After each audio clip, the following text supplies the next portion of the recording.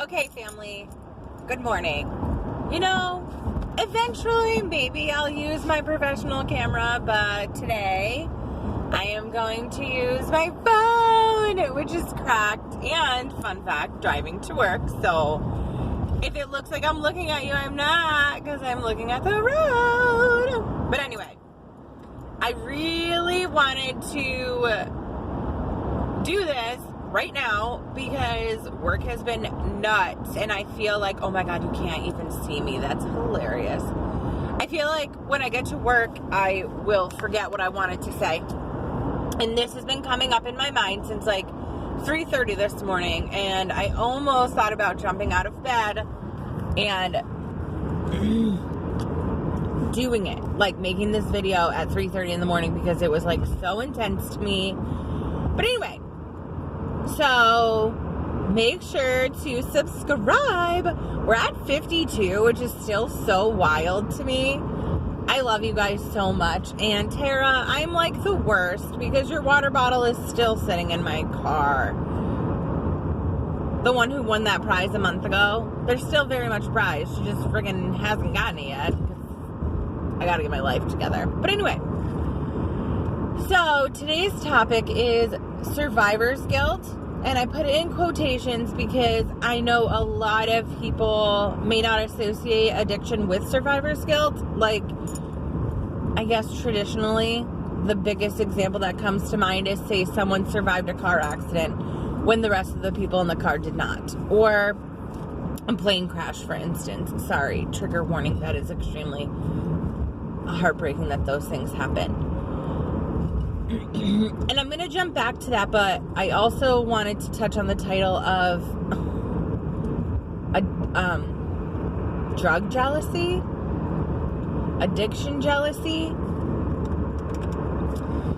So I'm going to talk about that first because I'm actually really embarrassed about it, but from my experience and talking to other addicts or other people, I'm not the only one that kind of deals with this. So the other day, I was watching this really amazing woman on YouTube, and she shares her story through addiction, through healing, and through her prison experience. I'll link her down below because she's just phenomenal, and just her honesty and authenticity is just amazing.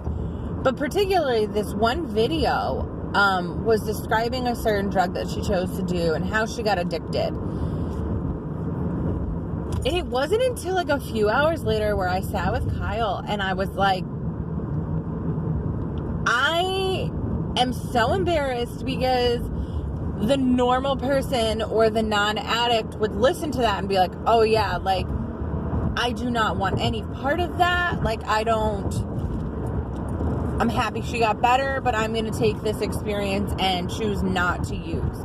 Guys, I wanted to get high more than I have wanted to in a very long time. And not only that, I was like jealous of her experiences. Like, oh my gosh, she got to use more than I did. She got to experience more stuff than I did. And like, am I jealous of her prison experience? Absolutely not.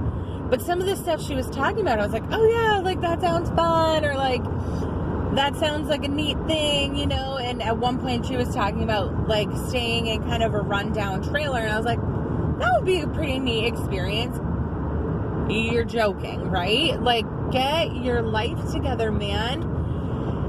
And if you guys could comment down in the comment section, like if you have struggled with addiction and you know what I'm talking about, or if you've experienced this, please remind me that I'm not insane.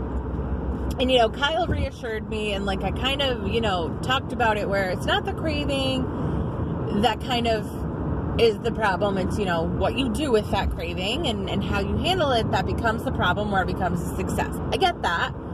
But I was like honestly hysterically crying because I was so mad at addiction. Like, I'm sitting here talking to the man I love, who is doing amazing things with and for my family.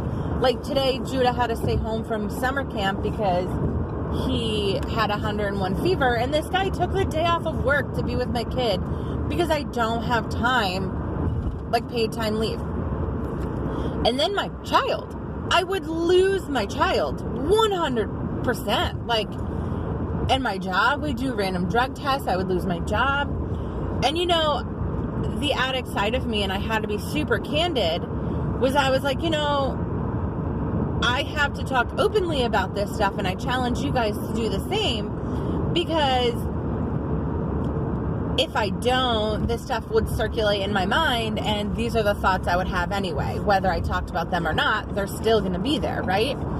Is the fact of my mind would tell me, or the addict mind would tell me, oh, like, Judah wouldn't know. You could get a babysitter one time. You could just get high one time or drunk one time. No one would know. Or even if you chose to get drunk, like, your job wouldn't notice. Everybody does it, you know? Or calculating how many days a certain drug would be in my system. Guys, in January, I will celebrate 10 years. This is ridiculous.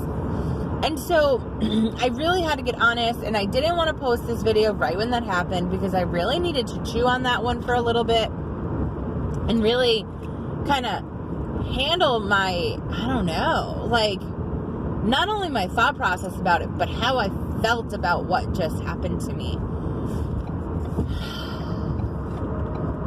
Because I remember back in the day that happening, you know, and I actually met a friend on Friday. I met him, but I call him my friend, whatever. And he was telling me how he's supposed to go to rehab, and he's scared because he's like, I'm going to hear all these stories and I'm going to want to use. And I remember that. Like, I remember certain meetings or certain trauma groups I was in. Part of me would be like, oh yeah, like, that sounds amazing, you know? But we also, just like in our own lives, I can look back on certain experiences in my own life and be like, oh yeah, like, that truly was amazing. Like, I didn't start using because it wasn't fun, you know? Like, but as we all know, it doesn't stay fun, and it happens very quickly, and it sucks out everything you have, and it's not worth it. But anyway, so there's that.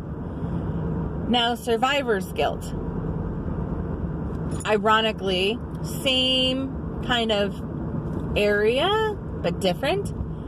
I ran into a friend from rehab a week ago, maybe. And he was like, knew exactly who I was. Hey girl, how you doing? What's up? You still clean? And I was like, yeah, dude, how you doing? And he told me he had 5 days. And I was so proud of him. Like, 5 days is a tremendous amount of time. And I may offend a couple people while saying this, but my channel is all about honesty and candidness. But if I was honest with you, I was a little bit confused. Because we went to rehab together 9.5 years ago.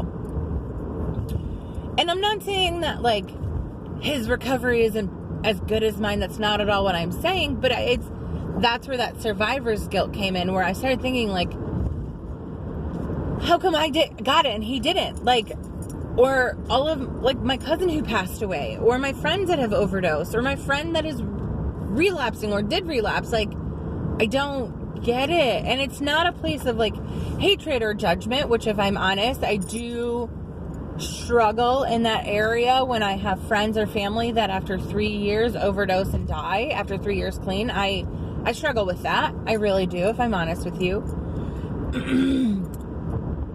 But the same thing happened for my friend that committed suicide. When we dated, I cheated on him. I got him into crazy things. He's dead, I'm not. Or the guy that I dated at the height of my drug use. Struggling in a different area. And, like, I'm not. I don't know. And I thought I would be able to have a lot more to say about this, but I'm also trying to be gentle about it. Because I don't know how this is even going to come out.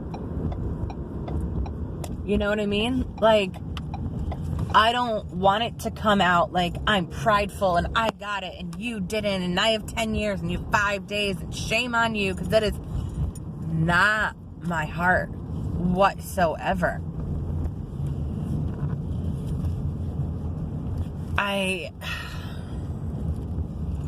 I'm like sad about it, honestly, you know?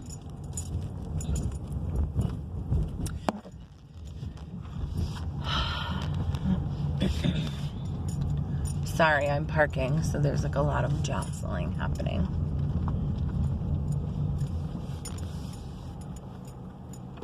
But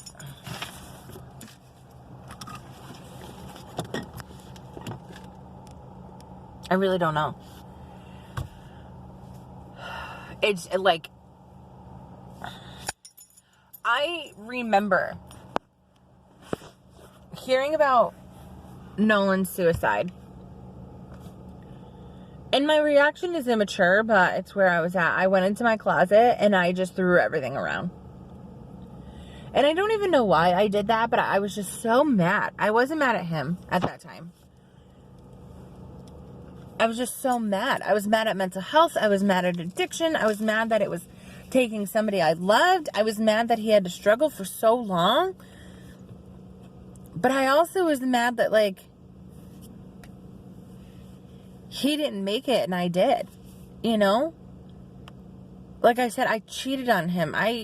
When I go and tell my testimony, or I go and tell my story, like, still to this day, this is like 10-something years later, I don't know who I was dating when. And I know I can't own that, right? Like, I know I can't own the decisions of other people. But I do know that there was personal responsibility on my part. And by the grace of God, I am so grateful that back then I did not listen to the rules. Because I went and made amends on, like, my second step. I went to his family, I went to him, and I apologized for all that I had done, and, like, expressed to them that I was getting sober and I was getting clean. And, you know, we still to this day have a relationship, which that would only happen because of those amends, you know? But just seeing that kid at the store the other day, like, yeah, dude, I have 5 days. And it's like, man, I don't know. If anything, one of those like traditions in AA and NA, you know, like keep it green. I guess that's maybe what it was. Keeps it real for me. It keeps it green for me. That, like, I said to Kyle the other day, which this was before the drug jealousy conversation, so this is how fast it all happens.